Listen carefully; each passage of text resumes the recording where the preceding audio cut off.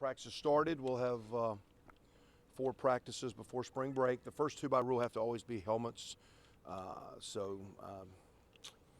Trying to maximize our meeting room time in this day and age and connecting with kids. Sometimes your meeting is maybe walkthroughs and on the field, and in your all season you can do lifting, conditioning, agility work, but you can't really run plays. You can't have the balls out. So we're not trying to over practice, but we got a new defense we got to get squared up. We got to get quarterback up to speed. A couple other positions need to improve, so we're not trying to just beat our team up, but we're trying to have some long practices, to try to stay fresh. And yesterday, a good intro day. Today will be the same. It's open if you guys want to hang around. I know there's some other things going on you probably got to attend with the basketball and other things today. Thought our winter was really, really good. But I don't know, it's all subjective. But we've been in place long enough. I think our kids understand how we want to work. So, having the bowl practices, a lot of young guys got work. We were able to continue to lift, and it wasn't by any means overly hard, but just keeping them engaged. They did have a 3-week, 4-week window after the bowl game to get away, but we've kind of started back. Coach Caton came in. I thought his staff, some of it was returning staff. Coach Hill did a great job in leaving, and our team had worked hard for sure. I think Coach Caton was able to come in with a new philosophy, and I kind of gave him the free reins to do a lot of things they had done at Baylor. I had not witnessed them work out, but I've seen them play, and I appreciate, respect the way they play it. I know it's been a lot of player development. I think our kids have embraced him, so I thought our winter was awesome. The vibe, seeing a lot of kids. Simi Cobbs has been a good player, being much more a stronger leader. Ricky Jones, much more stronger leader. You got guys coming back like Feeney and Oliver. It's nice, but it's just nice that Robert McCray and D-line, some guys like that, some of those young defensive backs. So I thought the winter was well. We had a good start yesterday. We'll basically do the same thing today we did yesterday. Tuesday's a full padded practice. Thursday's a full padded practice. We kind of go every other day. One of the reasons we're doing it early, our defensive coaches wanted to implement, have a chance to reflect over spring break, and then we'll get started after spring break. We'll come off of spring break and actually take 2 or 3 days and do a little bit of running and lifting and get them back in spring ball mode. I don't think we're going to practice till Thursday of that week. That's the 24th, 5th, 6th, something like that, of March. We are going to practice that Easter Saturday. It's the first year we've used an Easter Saturday, but with spring break off, we didn't want 3 weekends in a row, so we're going to use that Saturday. And we're wrapping up our spring this year. The way the calendar fell, again, we felt we wanted to go a week early. So spring ball wraps up basically the week of Little 5, and we're trying to work with Little 5 and work with them with the race times, and also but maybe try to have some events to have a decent turnout with the spring games. So we're looking at a Friday. It'll be a Friday evening. And the only reason we're not sure on exact time is we're just trying to coordinate some things with the foundation and the Little 500 groups and try not that we're quote partners, but we're trying not to conflict. We're trying to work together and see if we can do some things post the women's race and all that. So that should be a great weekend. So that's a little rundown of that, but spring ball's been good. Or winter ball's been good. And I like the way we started. Well, we've always tried to give them, because again, to me, when your season shuts down, yet you got a lot of opponents that are playing in bowls. Those are practice opportunities, and you can't practice. So we've always given them quote workout plans. But when school ended, again, we were just here a little bit longer. I think it kept them more mentally engaged, maybe more than physically. We had a couple lifting sessions and we practiced a little bit, but and a lot of young guys got some work, and I'm sure there's benefit of that. But I just think staying engaged with football instead of putting it on the back burner, and at the same time too, we got you do need Christmas break, you do need time away. We got spring break next week, and I know everybody's making a big story of one school used their spring break to practice. I mean, you only get so many practices. I think sometimes your players need a little bit of break. So we did have a break. But I just think from the mental side, I think they were just more engaged in football. And I think the success we had has got them hungry. We've been very competitive. We want to flip them and be a little bit more of a winning program. And we've kind of teetered on that. We played good football. We just have not been consistent. And because winning teams are consistent. We've been competitive, but we've not been consistent. And we had a very consistent winter. We had good workout day. We stacked a lot of good days. And you keep getting good players stacking good days on top of themselves. You get a chance to get better individually and collectively. And so to me, I just think the engagement, the maturity. We're losing some really good seniors, and we can talk about Nate Sudfeld or some of those guys like Jason Spriggs and those guys. But man, guys like Zach Shaw, Jake Reed, just that were there every day. Andre Booker, Damon Graham, just those guys that maybe weren't Mr. High-profile player on paper. Man, they showed up every day with great habits, great leadership, great command presence in their meeting rooms on the field. And now we need Mitchell Pages and guys like that to step up and be that next core of guys. Speaking of Nate, in terms of the candidates to replace him, what have you seen from them? And I know they've just been out one day throwing, but what have you seen from them? Well, again, they're going to have, I think, some very good surrounding pieces. So to me, their ability to understand what we want and be an extension of what Coach Johns and myself are trying to have them do to lead the team and let their run game and the concepts we're doing, how to manage the ball and keep us on schedule, take care of the ball, and ultimately, accomplish the mission, which is scoring points and winning games. Again, one practice down. We're trying to give the guys the time and the opportunity, but you got 5 or 6 of them, and you get too many reps, it waters it down. So we'll go through this week. First time we've seen him really throwing balls with Richard, but we saw Richard for 3 or 4 days over the winter break where he's allowed to participate. Austin King. We've got Donovan Hill back at that position. So there's some guys we're going to have a lot of time with. And, Danny Kemp now on the injury front, Xander Diamond had an opportunity either to have a procedure done before spring ball or wait till after spring and talk when he wanted to do it before to be back full speed for summer. So he's going to be out of spring ball. Had just a minor little surgery, so he's out right now. But you don't have to Twitter that just a second. You can wait. Come on now. And we'll do a race and see him get out the fastest. So that's why. No, what a big deal. He just, matter of fact, and it's actually something that was nagging him through last season. And he came through winter ball, and as he got at the end of winter, he just felt like, hey, I can either go through spring and do it as soon as spring ball's over, which would limit some of his summer prep. Talking with him and he with his family and other people he visited with, he wanted to go ahead and do it. So he's engaged in practice, but he's going to be basically out of our 15 practices. All right, Twitter. With that most recent roster, it looked like Devontae was moving back to running back. Was that his choice? Well, he wanted to, which we're not against, and with so many young guys that we played over there, and Leon Thornton really liked it, wanted to stay there. We thought he was good. So it was a little bit of a two-way street. He can be a hybrid running back where he can get in the perimeter and do a little bit of the reverses and the fly sweeps, which we haven't done a lot of because we haven't been very good at a guy that could do that.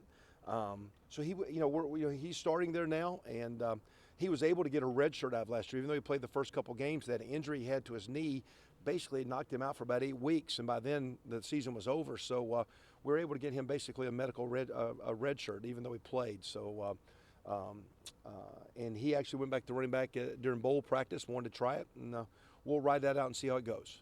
He'll have special team value. He's already been redshirted, so he'll be in the mix to play, and we'll see how far that goes. You talked about it a little bit, but just, I guess, what do you feel like are the keys in getting used to a new defense? And maybe, as you talked about it, having that sort of extended period of time to implement some of it, then evaluate where things are and kind of come back to it at the end of the spring. Yeah, and I don't know what I think we're going to do, too. We'll have, coming off spring break, Monday, Tuesday, Wednesday, we're going to basically lift and run and get them kind of back in shape that our coaches might actually even take a visit. And Coach Allen might want to go visit a place that he's worked before, maybe whether it be Ole Miss or South Florida or whatever. And I'm not saying they're going to do that, but I know they've talked about that just to, as a staff, keep watching, people that, it's a version of the TCU system. And so we don't have anything except we're going somewhere, but they wanted to practice, go through some learning curves. The key thing, one, is getting the coaches.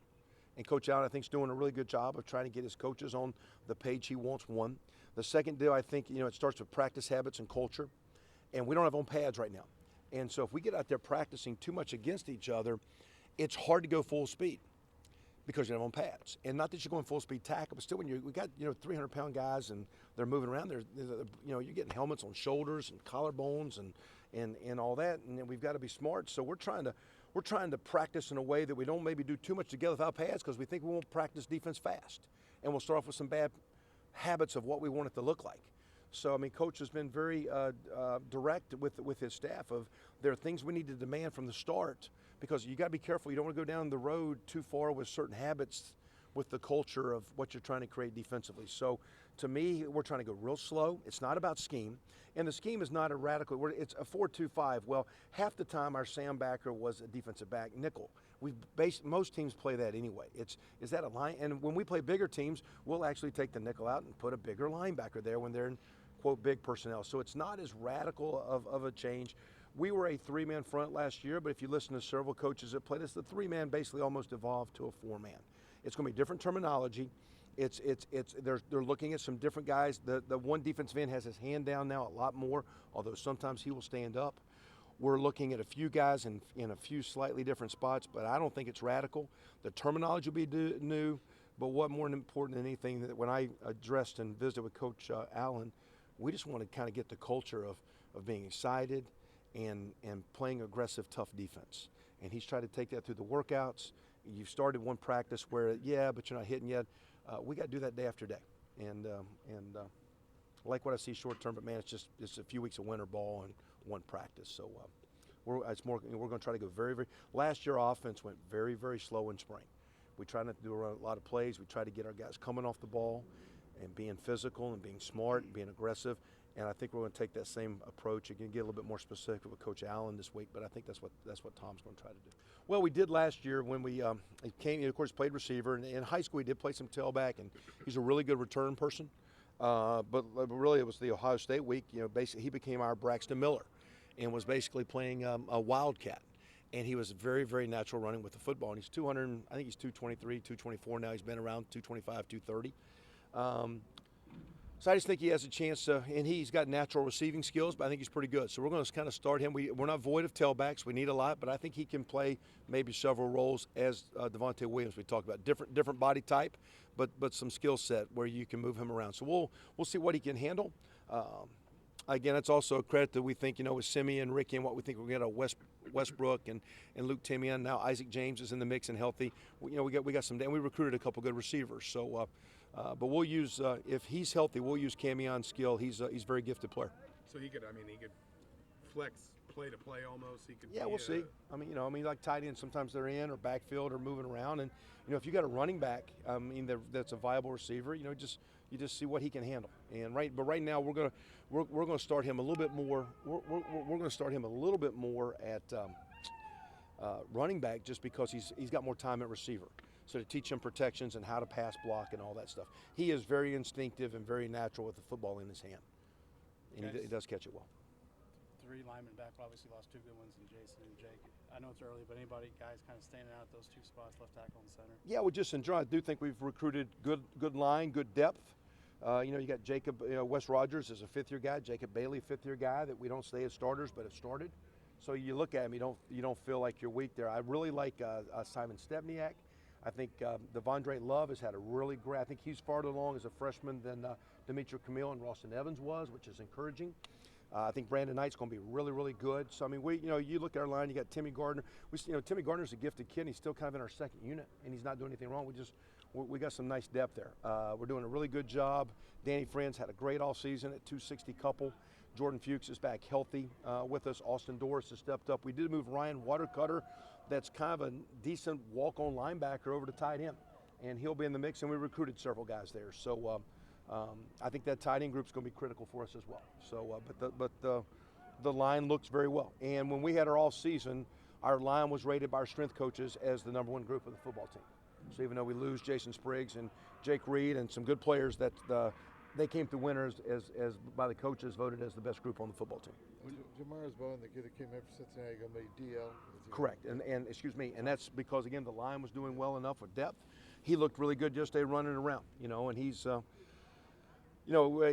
he's 310, 12 pounds. But again, watching him run yesterday, and he's got a body to play offensive line, but he wants to play defense. And we're going to give him that shot. When Dan Feeney came back, he mentioned the possibility maybe some other positions. Is he going to be your right guard? Do you think he can play somewhere else? He was snapping yesterday and playing right tackle a little bit. Just but he's our right guard, and I would count on Wes Rogers being the center. But we're going to need 2 or 3 guys. The center is the #1 thrower on our football team. He throws it every play back there. He's the #1 passer, so we got to be pretty good at that position. Is Brandon Knight? Is he still kind of flexing between tight end and tackle? He's right now a tackle, and we're not asking him to gain weight. We're not asking him to lose weight. Just get stronger. I think he's pushing upper 280s, about 288, 289. He'll probably play next year, 295.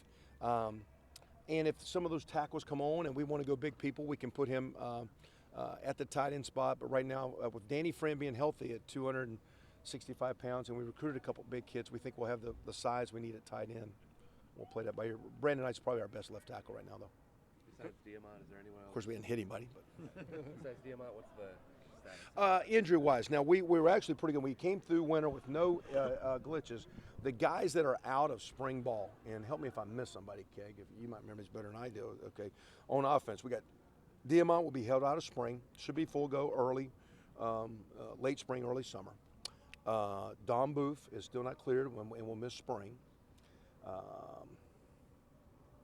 Isaac Griffith, coming off of his knee, is running but really not cleared to practice. He's doing a lot of stuff catching and running but will not be cleared for contact. So he'll miss all the spring practices. Chase Dutra, coming off his foot, is doing stuff but not cleared for practice yet and will not be for spring.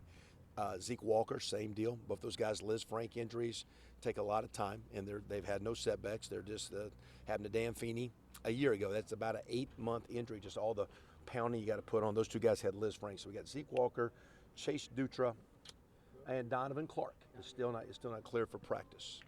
And Jamil Cook will be in next week. He's coming off an injury, wasn't as bad. He'll be going after spring break. So those 6 right there on defense, 3 on defense: Dutra, Walker, and Clark. On offense, Diamant, Booth, and Isaac Griffith are the only guys that are out of spring ball. We have some guys for example, we'll be very smart with Dan Feeney and how many reps he needs to play. He's a 4-year guy, and he's got thousands of game and practice reps. So sometimes we're going to hold him out of contact just because of wear and tear on the body. He also needs work to get right, but we're not going to overwork it. Marcus Oliver, a lot of work.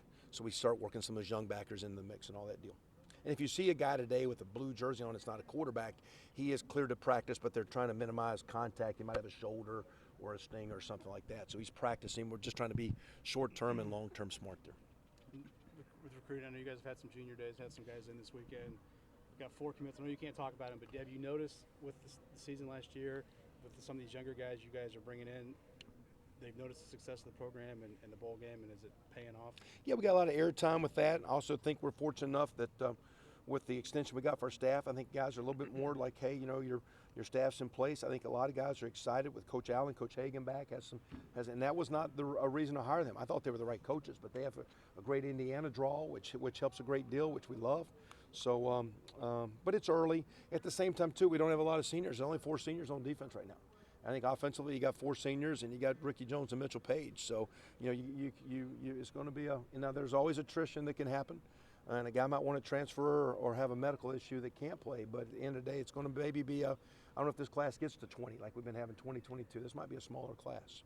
A lot of water to go over the dam with that, though. So how much easier does having the veteran receivers you guys have coming back make the job for the quarterbacks and these other guys trying to? I don't know. Last year we had 4 returning catches and 20 yards and couldn't throw it.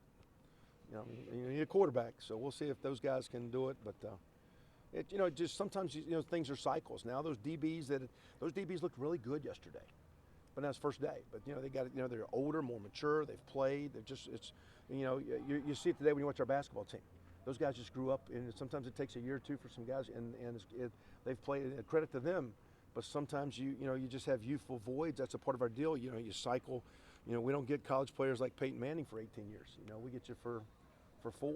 And sometimes it takes a year or 2 to get ready, and then there's just voids. And good teams can I think our team's getting deeper, and we lose a couple good linemen, but it doesn't look like a void. Where I think years ago, all of a sudden, like, wow, how do you replace it? Not that we have all the answers. We just are recruiting longer, and we're bodies and better bodies, and there's a great vibe. You can listen to those guys, and there's a good vibe on the team, and they're fun to work with. We got a lot of work to do, but we're setting up to hopefully have a stronger season. I think they got up to snuff real quick with their conditioning level and ability to hold up within the workouts. Jamie will be in the spot. Jamie's playing a little bit of safety, but he's also playing a little bit of that Husky position. So if you look at it there, see there's Ben Bach playing that Husky. That's basically right there on the slot receiver there. See that? And that's Jonathan Crawford playing one safety, and that's Tony Fields at the other. I think that's Andre Brown in a blue shirt over there on the right playing corner. Fant. I see Robert McCray inside. Jacob Robinson's had a great offseason. Him and Robert, are both done well. T. Gray and Marcus Oliver in there. I saw Jake's put on some weight. They're looking at the roster. Correct, and is going to. That's it's amazing too. You go back, you see him as a sophomore in high school, and he looks so skinny, but yet with the frame, we got to do a good job of that of not taking skinny guys, but guys that are lean but have the bone structure that can develop.